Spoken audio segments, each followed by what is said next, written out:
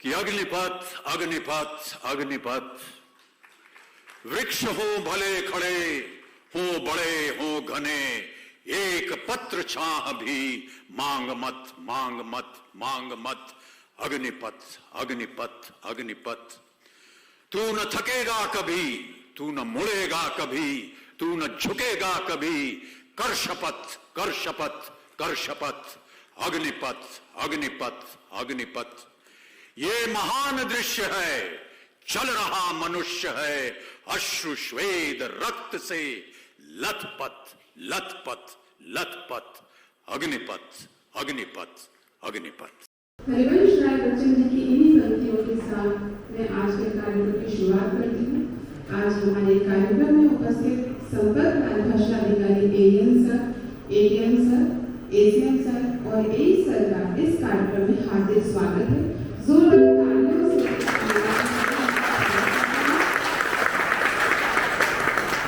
हरिवंश राय श्रीवास्तव, जो बच्चन के नाम से मशहूर हुए, इनका जन्म 27 नवंबर 1907 को हुआ था।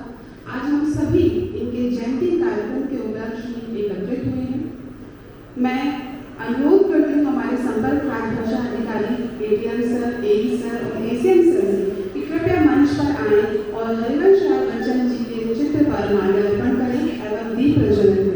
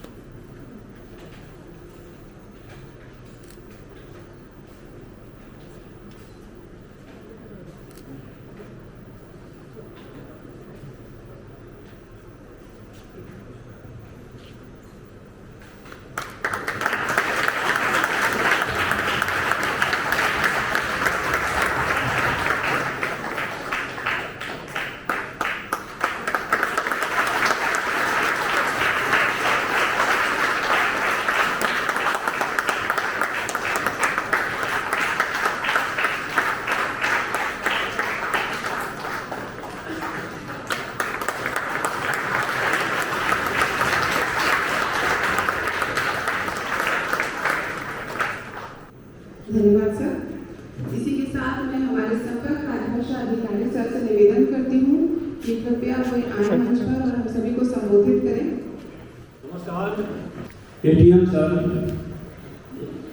एसीएम सर, एई सर, प्रशिक्षक और प्रशासक, जैसा कि आप जानते हैं कि हम लोग हरिवंश राय बच्चन के जयंती के अवसर पर इकट्ठा हुए हैं।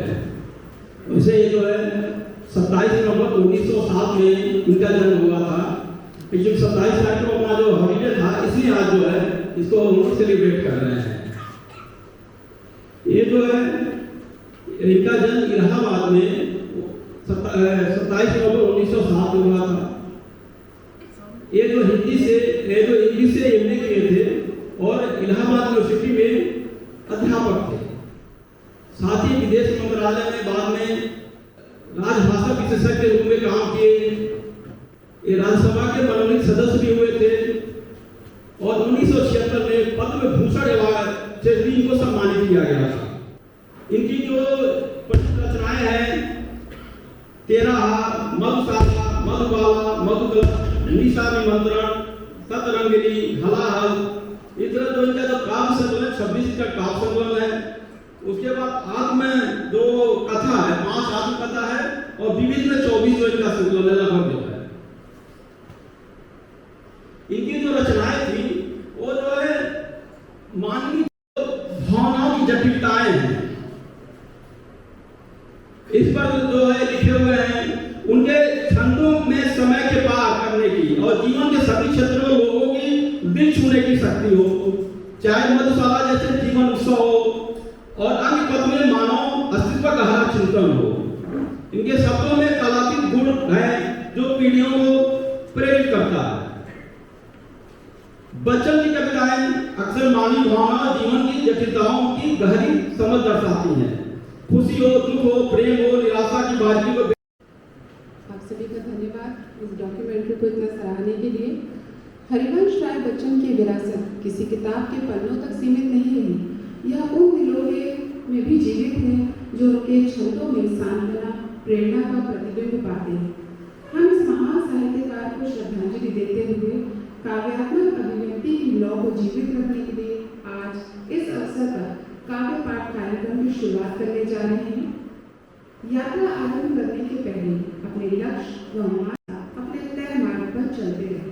तो आइए जोरदार तालियों से स्वागत करते हैं PLG 0073 से संजय कुमार का, जिनकी कविता का नाम है।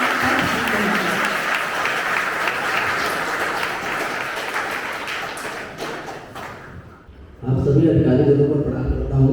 पहचान कर ले, पुस्तकों में है नहीं छापी गई इसकी कहानी, पुस्तकों में है नहीं छापी गई इसकी कहानी, हाल इसका ज्ञात होता है न औरों की जबानी, अनगिनत राही गए इस राह से उनका पता क्या, पर गए कुछ लोग इस पर छोड़ पैरों की, कोई बाट की पहचान कर ले।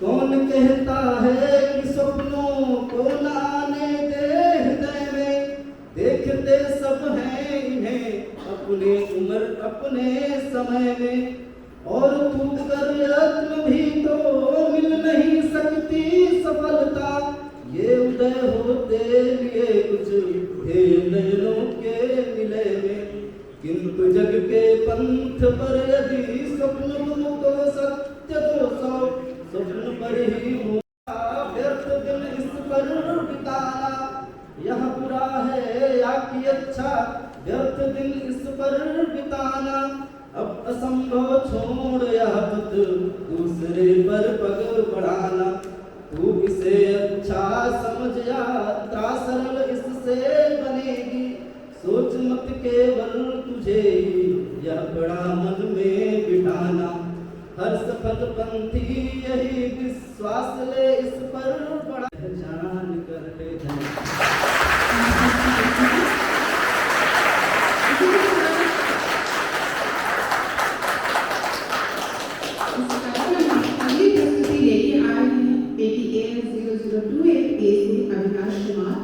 इस कविता के द्वारा बहुत ही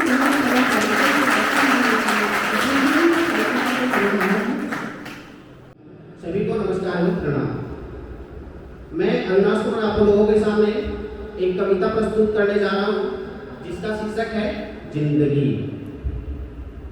रब ने नवाजा हमें जिंदगी देकर और हम शोहरत मांगते रह गए, रब ने नवाजा हमें जिंदगी देकर और हम शोहरत मांगते रह गए, जिंदगी गुजारती शोहरत के पीछे, फिर जीने की मोहलत मांगते रह गए, फिर जीने की मोहलत मांगते रह गए। यह समंदर भी तेरी तरह खुदगर्ज निकला, यह समंदर भी तेरी तरह खुदगर्ज निकला, जिंदा थे तो तैरने ना दिया और मर गए तो डूबने ना दिया, डूबने ना दिया, डूबने ना दिया। क्या बात करें इस दुनिया की, हर शख्स के अपने फसाने हैं, क्या बात करें इस दुनिया की, हर शख्स के अपने फसाने हैं, जो सामने हो उसे लोग बुरा कहते हैं, जिसे देखा नहीं उसे सब खुदा कहते हैं, खुदा कहते हैं, खुदा कहते हैं। तुम कहते हो छंद बनाना, क्यों कभी कहकर मुझको संसार अपनाए, मैं दुनिया का हूँ एक नया दीवाना, मैं दीवानों का वेश लिए फिरता हूँ, मैं मादकता का विशेष लिए फिरता हूँ, जिसको सुनकर जब घूमे गाए, मैं अस्तित्व का संदेश लिए फिरता हूँ। धन्यवाद। इसी के साथ ATAL 0028A से मृणाल अनिल कुकरे आनंद देते हैं। सभी उपस्थित अधिकारीगण, मेरे प्रशिक्षक एवं मेरे प्रशिक्षार्थी मित्रों, सभी को मेरा नमस्कार। ऐसे मैं मन बहलाता हूँ, सोचा करता बैठ अकेले, गत जीवन के सुख दुख झेले, दंशनकारी सुधियों से मैं उड़ के छाले सहलाता हूँ, ऐसे मैं मन बहलाता हूँ, ऐसे मैं मन बहलाता हूँ। नहीं पूजने जाता मरहम, होकर अपने प्रति अति निर्मम, लाज नहीं मुझको देवों में, यदि मैं दुर्बल कहलाता हूँ, ऐसे मैं मन कहलाता हूँ, ऐसे मैं मन बहलाता हूँ।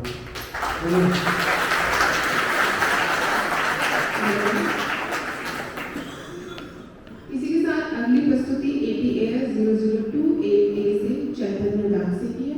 सभी को मेरा नमस्कार। वह रूठी आदि विनब में छा गया सहसा अंधेरा, धूलि धूसर बादलों ने भूमि को इस बार घेरा। रात सा दिन हो गया फिर रात आई और काली, लग रहा था अब न होगा इस निशा का फिर सवेरा। रात के उत्पात भय से भीत जण जण भीत गण गण, रात के उत्पात भय से भीत जण जण भीत गण गण, किंतु प्राची से उषा की फिर थैंक यू।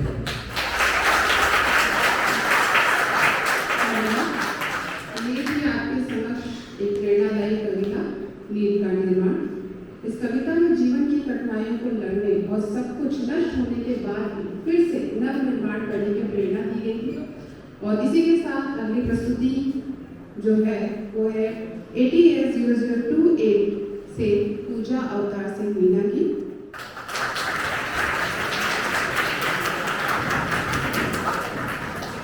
हमारे बीच हमारे डूब गया अंबर के आनंद को देखो, कितने इसके तारे टूटे, कितने इसके प्यारे छूटे, जो छूट गए फिर कहाँ मिले, पर बोले टूटे तारों पर कब अंबर शोक मनाता है।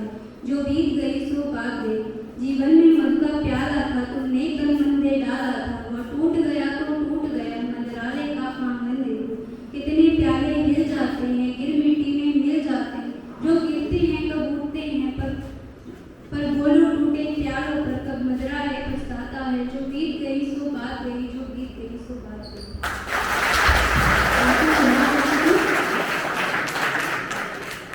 जो बीत गई सो बात गई उनकी कविता। इसी के साथ हम पढ़ते हैं अपनी अगली प्रस्तुति की ओर। जी बच्चन जी का कविता पाठ कार्यक्रम हो रहा है और उनकी मधुशाला के बारे में चर्चा नहीं हुई। मधुशाला का रसपान करने के लिए सारे श्रोता यहाँ पे एकत्रित हुए हैं, तो कोई है जो हमें मधुशाला का रसपान करवाएगा? हाँ हाँ, क्यों नहीं। आप सभी के बेसब्री मुझे भी समझ में आ रही है।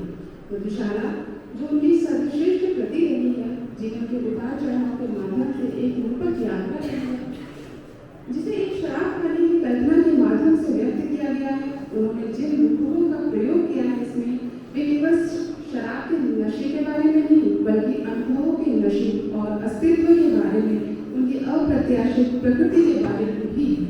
बच्चन जी की सुप्रसिद्ध रचना मधुशाला आप सभी के समक्ष प्रस्तुत है।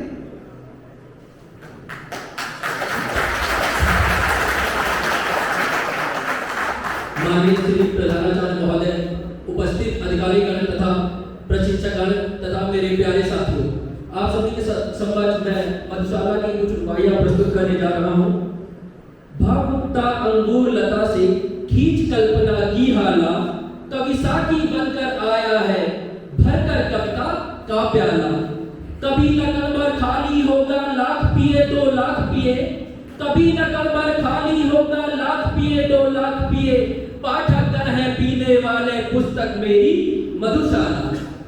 धर्म ग्रंथ सब जला चुकी है जिसके अंतर की ज्वाला, धर्म ग्रंथ सब जला चुकी है जिसके अंतर की ज्वाला। मंदिर मस्जिद गिरजे, मंदिर मस्जिद गिरजे सबको तोड़ चुका जो मतवाला। पंडित मोमिन पादरियों के, पंडित मोमिन पादरियों के फंदों को जो काट चुका, आज उसी का स्वागत कर सकती है मधुशाला। बजी न मंदिर में घड़ियाली, चढ़ी न प्रतिमा पर माला, बजी न मंदिर में घड़ियाली, चढ़ी न प्रतिमा पर माला। बैठा अपने भवन मुअज्जिन, बैठा अपने भवन मुअज्जिन, देकर मस्जिद में ताला। लुटे खजाने नरपतियों के, गिरी करों की दीवारें, रहे मुबारक पीने वाले, खुली रहे या मधुशाला। हाथों में आने से पहले नाच दिखाएगा प्याला, अधरों पर आने से पहले अदा दिखाएगी आला। बहुत देरे इनकार करेगा साकी आने से पहले, पते न घबरा जाना पहले मान करेगी मधुशाला। लाल सुधा की धार प्रकट सी कहना इसे देना ज्वाला, फेमिल मदिरा है मन इसको कह देना उनका छाला। दर्द नशा है इस मदिरा का, विगत स्मृतियाँ साकी है, पीड़ा में आनंद जिसे हो आए मेरी मधुशाला। जगती की शीतल हाला सी पतित नहीं मेरी हाला, जगती के ठंडे प्याले सा पतित नहीं मेरा प्याला। ज्वाल सुरा जलते प्याले में दिग्ध हृदय की कविता है, जलने से भयभीत न हो जो आए मेरी मधुशाला। धन्यवाद। देखा आपने हाला प्याला साहिबाला मधुशाला के शब्दों से कैसे बच्चन जी ने मधुशाला के एक एक रुबाई को उपनिषदों के रहस्यों को इतनी खूबसूरती से पिरोया है। मधुशाला के 150 छंदों को पढ़ते हुए बाल और मधुशाला शब्द आता है, लेकिन पाठक ने नए तरीके से नए दृष्टिकोण से परिचित होता जा रहा है। स्वयं शराब न पीने वाले बच्चन जी की मधुशाला आत्म साक्षात्कार की मधुशाला है और इस रचना को आप सभी के सामने प्रस्तुत किया था हमारे प्रशिक्षार्थी ATAS0028A से दिगंबर से, और उनका साथ दिया था ATAS0028 से अपेक्षा विलास ने। बच्चन जी ने अपनी कविता के द्वारा आदर्श प्रेम की एक व्याख्या की, जिसे अब आपके सामने प्रस्तुत करने आ रही हैं ग क्षेत्र से आई ATAS0028 की प्रशिक्षार्थी शिखा पॉल। जोरदार तालियां। प्यार किसी को करना लेकिन कहकर उसे बताना क्या, अपने को अर्पण करना पर और को अपनाना क्या, ले लेना सुगंध सुमनों की तोड़ उन्हें मुरझाना क्या, प्रेम हर फैलाना लेकिन प्रेम पास फैलाना क्या, त्याग अंक में पले प्रेम शिशु उनमें स्वर्ग बताना क्या, देकर हृदय पानी की आशा व्यर्थ लगाना क्या, प्यार किसी को करना लेकिन कहकर उसे बताना क्या। धन्यवाद।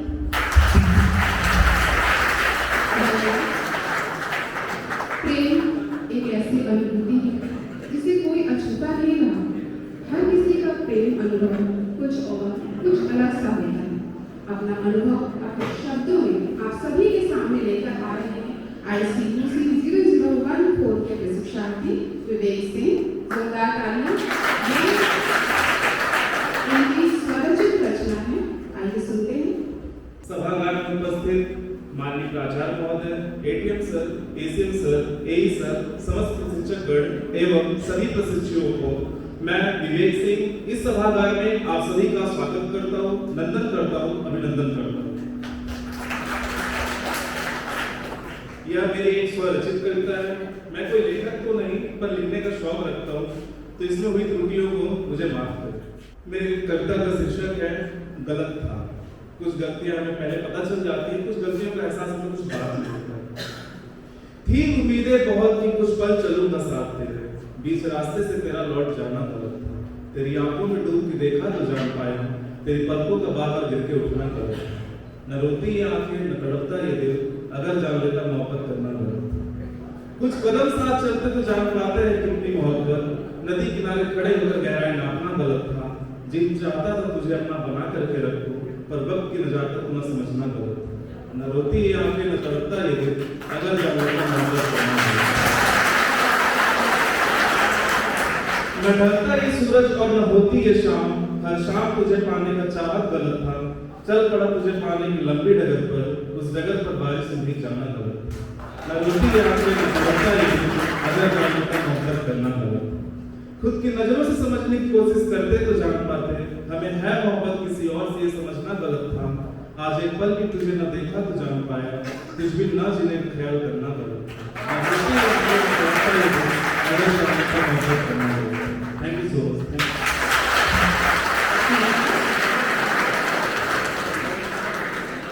संस्थान में काव्य पाठ का कार्यक्रम और हमारे प्रशिक्षक जो रेलवे बोर्ड तक प्रसिद्ध है, जो हमारे कवि सम्मेलन की जान है, उनके द्वारा कविता पाठ ना हो, ऐसा कैसे हो सकता है।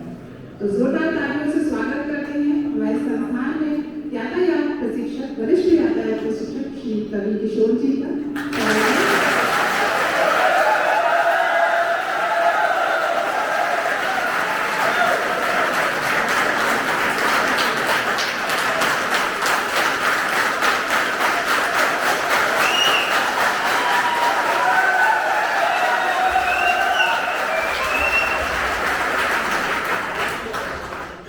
परम आदरणीय प्राचार्य महोदय, समस्त अधिकारीगण एवं रेल साथी, पिछले 3 दशक से मैं लिख रहा हूं, परंतु मेरी काया को देख के ऐसा लगता नहीं कि मोटू लिखता होगा। भोजन में स्वाद भी होता है, जीभ से लाचार हूं। भोजन में स्वाद भी होता है, जीभ से लाचार हूं मैं। गौर से देखो दुनिया वालों, 100 किलो के पार हूं मैं।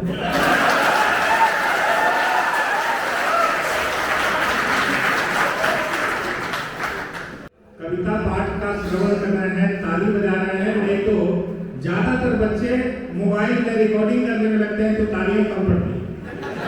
तो इसलिए मेरा निवेदन है, एक लाइन में कहता हूं कि कहते इसे तरक्की मजबूरी हो रही है, हाथ हाथ में फोन, हृदय में दूरी हो रही है।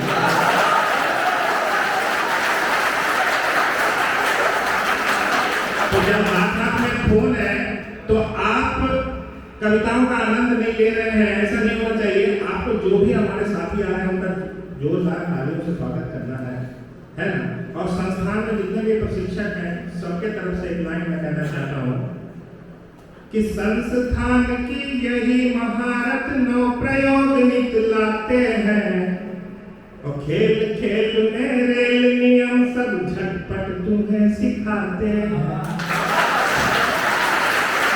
मेरी रेल में नियम सीखिए खेल में, मेरी रेल में नियम सीखिए खेल में।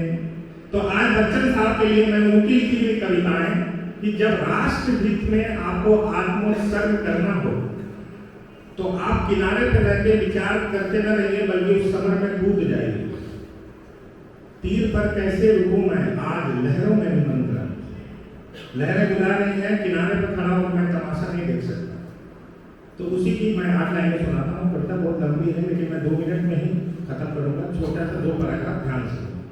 तीर पर कैसे रुकूं मैं, आज लहरों में निमंत्रण, रात का अंतिम प्रहर है, झिलमिलाते हैं सितारे, वक्ष पर युग बाहु बांधे मैं खड़ा सागर किनारे, वेग से बहता प्रभंजन केस पट मेरे उड़ाता, शून्य में भरता उड़ती उड़ती रहस्यमयी पुकारे, इन पुकारों की प्रतिध्वनि हो रही मेरे हृदय में, है प्रतीक्षायित जहां पर सिंधु का हिल्लोल कंपन, तीर पर कैसे रुकूं मैं, आज लहरों में निमंत्रण, विश्व की संपूर्ण पीड़ा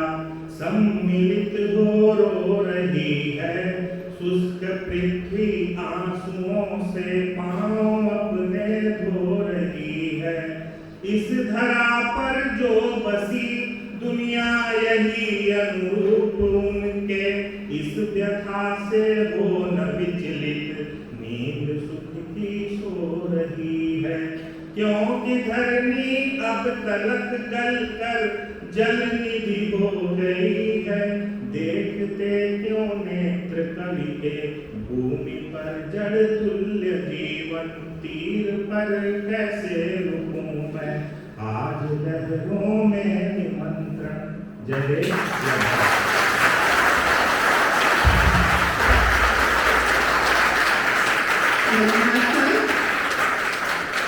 तो अब हम बढ़ रहे हैं हमारे काव्य पाठ कार्यक्रम की समापन वेला की ओर। कार्यक्रम का समापन जब हम जानते हैं हरिवंश प्रसाद बच्चन जी ने फिल्मी गीत लिखे हैं, फिल्मी गीत में तो एक गीत तो बनता है। कोई गीत है जो इस कार्यक्रम में और ज्यादा काम दे? हाँ बिल्कुल है। पर क्या हमारे संस्थान के सुप्रसिद्ध गायक उस गीत को अपनी आवाज देने यहाँ आएंगे? सुभाष सर, सुभाष सर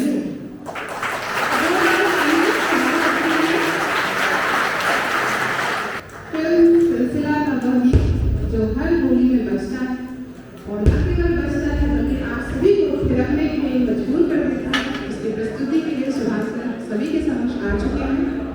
आप सभी को पता होगा कि अपनी काव्य प्रतिभा के अलावा हरिवंश राय बच्चन जी ने कुछ गीतों का भी निर्माण किया था। उनमें से एक गीत है जिसकी प्रस्तुति आप सभी के समक्ष अभी सुभाष सर द्वारा दी जाएगी।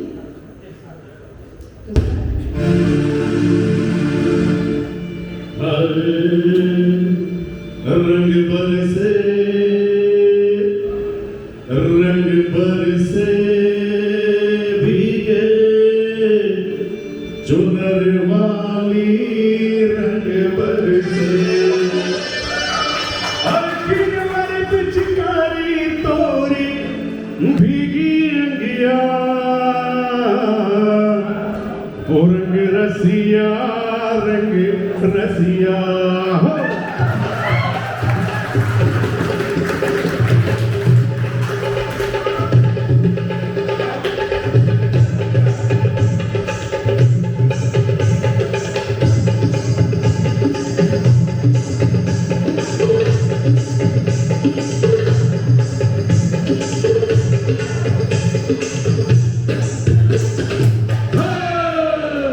रंग बरसे हरे रंग बरसे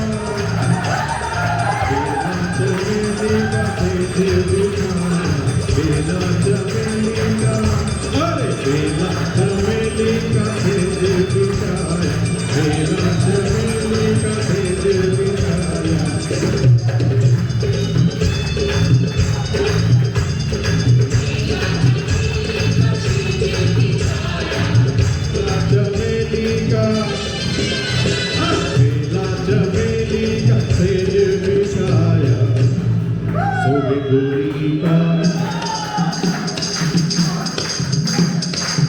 सोबे गोरी का यार बलन कर से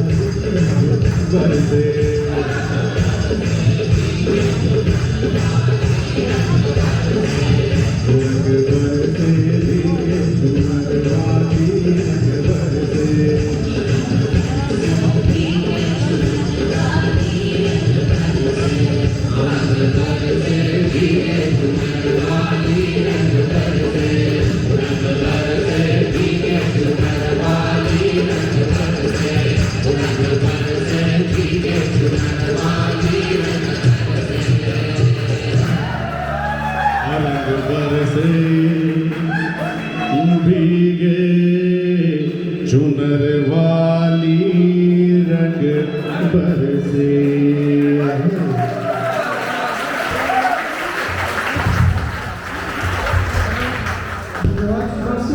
आपके गीत ने बिल्कुल समा बांध दिया, सभी ने काफी एंजॉय किया, उसको दिख रहा था, बिल्कुल माहौल बदल गया। हरिवंश बच्चन जी केवल काव्य प्रतिभा नहीं, वो एक बहुमुखी प्रतिभा के धनी थे। हिंदी फिल्म गीतकार के रूप में उनका काफी सफल करियर रहा। उनकी काव्यात्मक गहराई और मधुर सौंदर्य की विशेषता वाली उनकी गीतात्मक रचनाओं ने उनकी कलात्मक विरासत में एक और आयाम जोड़ा। इसी के साथ मैं एई सर को मंच पर बुलाना चाहूंगी, तो आप सबको संबोधित करेंगे। सर को मंच पर आइए। आज का जो ये कार्यक्रम हरिवंश राय बच्चन जी के बारे में आपने कविता पठन किया है, काफ़ी सराहनीय है। और जो राजभाषा विभाग से रितु मैडम और ताग जी ने जो प्रोग्राम सेट किया है, काफ़ी सराहनीय था।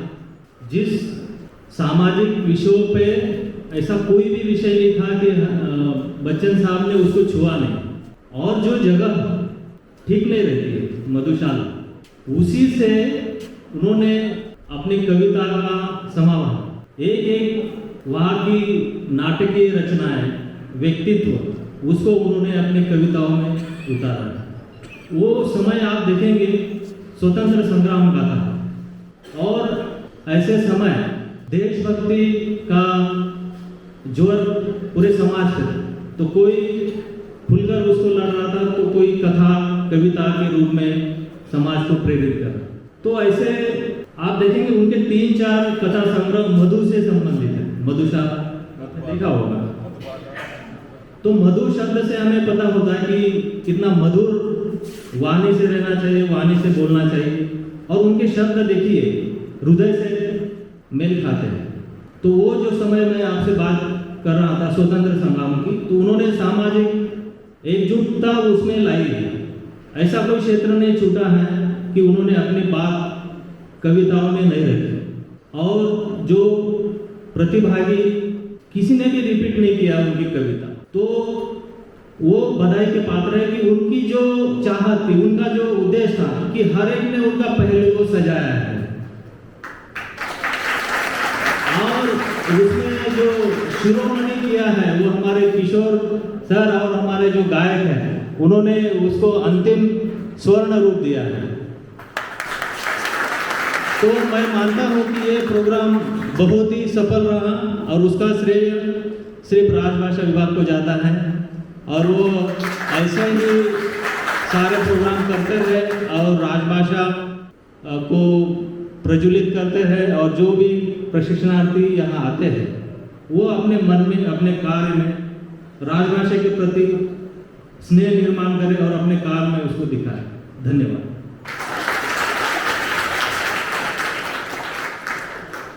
धन्यवाद सर। अपने 95वें वर्ष की इस जीवन में बच्चन जी ने पाठकों एवं श्रोताओं को अपनी कृतियों के रूप में जो तोहफा दिया है वह अविस्मरणीय है। नृत्य तो बस एक क्रिया है जो होना स्वाभाविक है, लेकिन हरिवंश नारायण बच्चन जी की जो भी कृतियाँ हैं उन्होंने अपनी कृतियों के जरिए वो अभी भी जीवित हैं, हमेशा याद रहेंगे और हमेशा याद किए जाएंगे। इसी के साथ आज का कार्यक्रम मैं हमारे अधिकारीगण की अनुमति से समाप्त करने की घोषणा करती हूँ। आप सभी का धन्यवाद।